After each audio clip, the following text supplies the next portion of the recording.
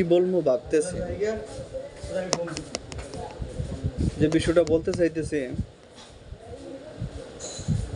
আমার কাছের মানুষ বা আমার পরিচিত কেউ না কেউ আমার সাথে খুব দারুণ অভিনয় করতেছে, অনেক দারুণ ড্রামা করতেছে। আমি কিন্তু সবই বুঝি, আলহামদুলিল্লাহ, বুঝার মতো একটা এজ হয়েছে। আর একটু বেশি বুঝার কারণ হচ্ছে মোটামুটি ভালোবাসি খাইছি অনেক মানুষের সাথে, সম্পর্ক বিল্ড আপ হওয়ার পর। তো বাঁশ খাওয়ার পরে মানুষের নাকি এক্সপিরিয়েন্স হয়, যদিও আমার এক্সপিরিয়েন্স হয়েছে, তারপরে আমি আবার নতুন বাঁশ খাওয়ার জন্য রেডি হই, কারো না কারোর সাথে সম্পর্কে লিপ্ত হয়ে।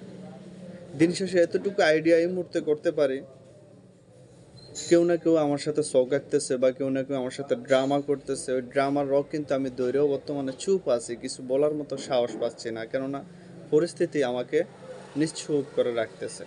দেখি আর কয়দিন রাখে।